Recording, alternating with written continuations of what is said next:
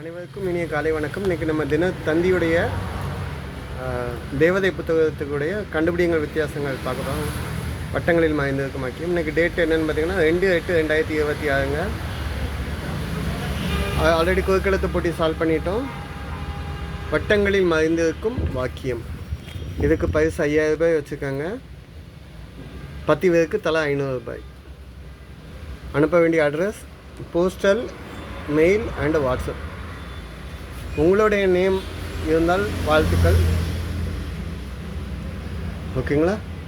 குத்துக்கல் வலசை குன்னூர்லேருந்து ஆரம்பித்து கள்ளக்குறிச்சி மதுரைலாம் இருக்காங்க, தருமபுரிலாம் இருக்காங்க. உங்கள் நேம் இருந்தால் வாழ்த்துக்கள். இல்லைனாலும் ட்ரை பண்ணுங்கள். வாங்க சால்வ் பண்ணலாம். இதில் எப்படி சால்வ் பண்ணுறோம்னா, இந்த கொஸ்டினுக்கு ஆன்சர் இங்கே எழுதுவோம். எழுதையில் இந்த வட்டத்துக்குள்ள வரக்கூடிய லெட்டர்ஸை மட்டும் தனியாக ஃபார்ம் பண்ணி எழுதினோம்னா ஒரு வேர்டு கிடைக்கும். ஓகே. சாப்பிடும்போது ஏற்படலாம். அதுக்கு ஹிண்ட் என்ன கொடுத்துருக்காங்கன்னு இல்லு கொடுத்துருக்காங்க. சாப்பிடும்போது ஏப்பம் வரலாம்னு சொல்ல முடியாது. இங்கே விக்கல். சாப்பிடும்போது எங்கள் அப்பா பேசக்கூடாதுன்னு சொல்லுவாங்க. சாப்பிடையில் பேசுனா விக்கல் ஏற்பட வாய்ப்பு இருக்குது. ஸோ விக்கல். ஸோ நம்ம இந்த வட்டத்துக்குள்ள இந்த வார்த்தை வியை மட்டும் தனியாக எடுத்து எழுதுவோம். ஓகேங்க.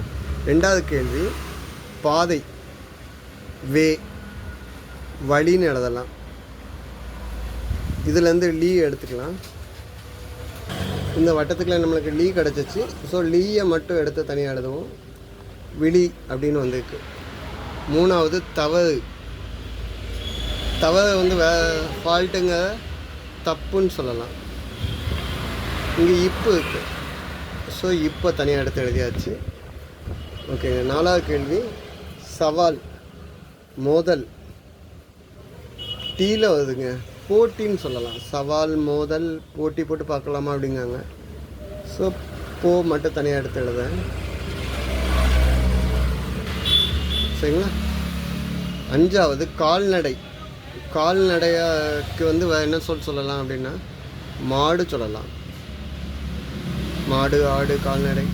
ஓகே. ஸோ இங்கே வந்து டூ வந்துருக்கு. ஸோ விழிப்போடு அப்படிங்கிற ஒரு வேர்டு ஃபார்ம் இருக்குது.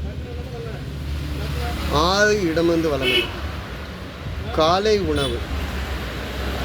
காலை உணவாக என்ன சொல்லலாம்? லீ வந்துக்கனால இட்லி சொல்லலாம். இட்லி, தோசை, பூரி அந்த மாதிரி சொல்லல இட்லி சொல்லலாம். இதில் ஈயை மட்டும் தனியாக எடுத்துகிட்டு போகிறோம். ஈயை தனியாக எழுதியாச்சு. ஓகேங்க. காலம். காலம் பார்த்து பயிர் செய்யணும் அப்படின்னு சொல்லியிருக்கு. பருவம் பார்த்து பயிர் செய் அப்படின்னு சொல்லலாம். பருவம், ரூ. ஸோ பதில் என்ன? விழிப்போடு இரு. இதை தான் இதில் வரக்கூடிய பதில். விழிப்போடுனா எப்போவுமே அலர்ட்டாக நம்மளை சுற்றி இருக்கக்கூடிய சூழ்நிலையிலேருந்து அலர்ட்டாக இரு அப்படின்னு சொல்லக்கூடிய விஷயங்கள் தான். தப்பாக எதுவும் மென்ஷன் பண்ணி இல்லை சொல்லியிருந்தால் கமெண்ட்டில் கொடுங்க. சப்போர்ட் பண்ணி கொடுங்க. சப்ஸ்கிரைப் பண்ணி கொடுங்க. அனுப்ப வேண்டிய அட்ரஸ் இதில் இருக்குதுங்க. நன்றிங்க.